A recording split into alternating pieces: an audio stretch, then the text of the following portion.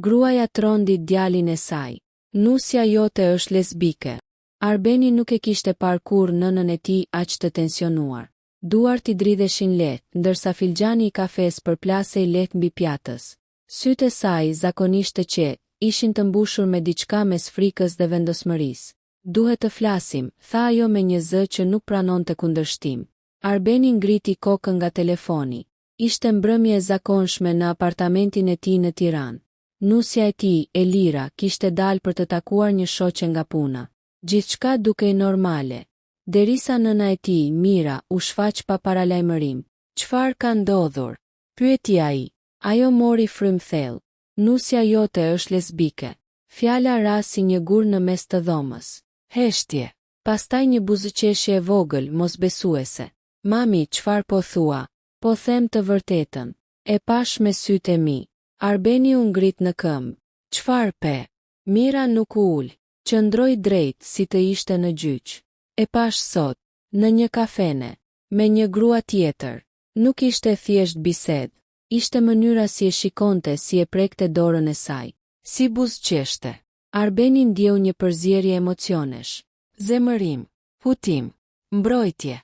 Ti po imagjinon gjëra. Nuk jam e çmendur, Arben. Zëri I saj u drodh. E njoha të shikim. E kam parë më parë. Ai kaloi dorën në flok. Martesa e tij me Elirën ishte e re, vetëm një vit. Ata dukeshin të lumtur, apo të paktën kështu mendonte ai. Edhe nëse është ndaloi duke kërkuar fjalët, edhe nëse është biseksuale apo diçka tjetër, çfarë të keqe ka? Mira u step. Çfarë të keqe ka? Ti je burri I saj. Dhe kjo nuk e ndryshon faktin që ajo është person më vete. Fjalët I dolën instinktivisht, por brenda tij diçka filloi të lëkundej. Ai kujtoi disa gjëra të vogla. Si Elira shmangte ndonjëherë intimitetin. Si shpesh fliste me entuziazëm për një kolege të saj, Lianën. Ti nuk po kupton, tha Mira më butë. Unë nuk dua të shoh të lënduar. Arbeni heshti. A je I sigurt që ajo të do? Vazhdoi ajo. Kjo ishte goditja e vërtet. Ai e donte Elirën, por ai ishte I sigurt. Mira u ul më në fund. Nuk po të them ta lësh, po të them të hapësh syt. Në atë moment dera u hap. Elira hyri me një buzëqeshje të lehtë. Oh, mami, s'po prisja të shihja. Atmosfera ishte aq e rëndë sa ajri duke I trash. Arbeni e pa ndryshe, jo si bashkëshort, por si njeri që kërkon të vërtetën në fytyrën e dikujt. Duhet të flasim, tha ai. Elira u ndal. Çfarë ndodhi? Mira u ngrit. Un po I ki, por mos e harro çfarë të thash. Dera u mbyll pas saj. Elira shikoi Arbenin. Çfarë të tha? Ai nuk dinte nga t'ia fillonte. A je e lumtur me mua? Ajo u habi. Po pse po pyet kështu? Sepse dua të di nëse ka diçka që nuk ma ke thënë. Heshtja e saj zgjati disa sekonda më shumë se ç'duhej. Çfarë po përpiqesh të thuash? A je tërhequr nga gratë? Fytyra e saj u zbardh. Jo nga zemërimi, nga frika. Dhe kjo ishte përgjigja e parë që ai nuk priste. E vërteta që askush nuk ishte gati ta dëgjonte. Elira nuk foli me njëherë. Ajo u liçante ngadalë mbi tavolinë, sikur çdo lëvizje të ishte e menduar. Syt I shkonin nga Arbeni te dera nga ku ishte larguar Mira. Pastaj përsërite ai. Kush ta tha këtë? Pyeti më në fund me zë të ulët. Nuk ka rëndësi kush, u përgjigja Arbeni. Ka rëndësi nëse është e vërtetë. Elira mbylli syt për një çast. Një frymëmarrje e thellë. Një moment që dukej sikur do të ndante jetën e tyre në para dhe pas.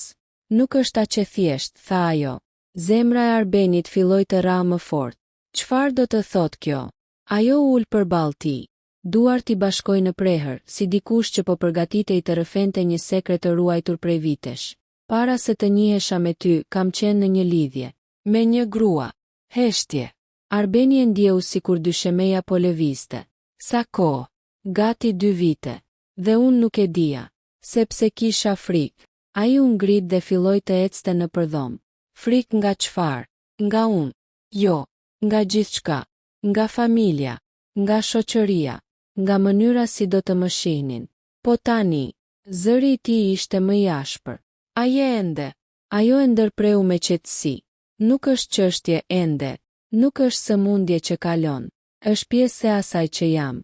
Fjalët e saj nuk ishin sfiduese, ishin të lodhura. Atëherë pse u martove me mua? Pyeti ai me dhimbje të hapur. Elira ngriti syt, dhe për herë të parë ai palot në to. Sepse të dua. Më do apo po përpiqesh të bindësh veten se më do? Kjo e goditi. Arben, dashuria nuk është bardhë e zi. Unë mund të jem tërhequr nga gratë dhe prap të dua ty. Po a je e lumtur? Insistoi ai. Ajo heshti. Dhe heshtja foli më shumë se çdo fjalë. Ai u ndal përballë saj. Është Liana apo jo? Elira u shtang. Çfarë lidhje ka ajo? Mami të pa me të sot. Ajo e kuptoi menjëherë. Ajo na pa duke mbajtur duart. Pra është e vërtet. Po. Fjala ishte e thjeshtë, e pastër, e pamohueshme.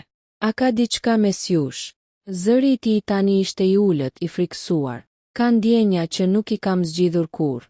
Ai ndjeu sikur dikush i kishte shtrënguar kraharorin. Më ke tradhtuar, jo fizikisht, por emocionalisht ndoshta po. Dhoma u mbush me një heshtje të rëndë. Arbeni ul përballë saj, i lodhur papritur. Pse nuk ma the më parë? Sepse kisha frikë se do të humbisja. Dhe tani, ajo e shikoi drejt në sy. Tani ndoshta po të humbas gjithsesi. Lotët i rëshitën faqes. Nuk doja të jetoja në gënjeshtër, por nuk doja as të lëndoja. Ai ndjeu zemërimin të përzihej me dhimbjen, dhe mendove se heshtja ishte më e drejtë. Mendova se do të zhdukej, se do të ishte vetëm një fazë, por ndjenjat nuk zhduken sepse ne i injorojmë. Ai e mbështeti kokën në duar. Pra çfarë jemi ne? Elira u ngrit dhe u afrua pranë tij. Ne jemi dy njerëz që u përpoqën të ndërtonin diçka të bukur, por nuk ishim plotësisht të sinqert me veten. A e do atë? Pyeti ai pa e parë. Ajo nuk u përgjigj menjëherë. Po. Fjala e dytë që e shkatërroi. Por pastaj ajo shtoi. Por edhe ty të dua. Ai ngriti kokën. Nuk mjafton të duash dy njerëz në mënyra të ndryshme kur njëri është burri yt. Ajo e dinte këtë. Nuk dua të mbaj peng, tha ajo me zë të thyer. Nëse vendos të largohesh, do ta kuptoj. Ai u ngrit ngadalë. Dhe nëse unë dua të luftoj për ne? Ajo e shikoi e befasuar. Do të thotë të pranosh që unë jam kjo që jam. Jo ajo që do shoqëria. Jo ajo që do nëna jote. Ai mendoi për mirën, për pritshmëritë, për turpin që mund të vinte, për fjalët e njerëzve. Pastaj e pa Elirën, gruan që kishte zgjedhur. Më duhet kohë, tha ai më në fund. Ajo pohoi. Edhe mua. Ata që ndruan në të njëjtën dhomë, por ndiheshin si dy ishuj të ndarë nga një det i trazuar. Nata ishte e gjatë. Asnjëri nuk flinte. Dhe në mëngjes, një telefonat nga Mira do ta bënte gjithçka edhe më të ndërlikuar. Zgjedhja që ndryshoi gjithçka.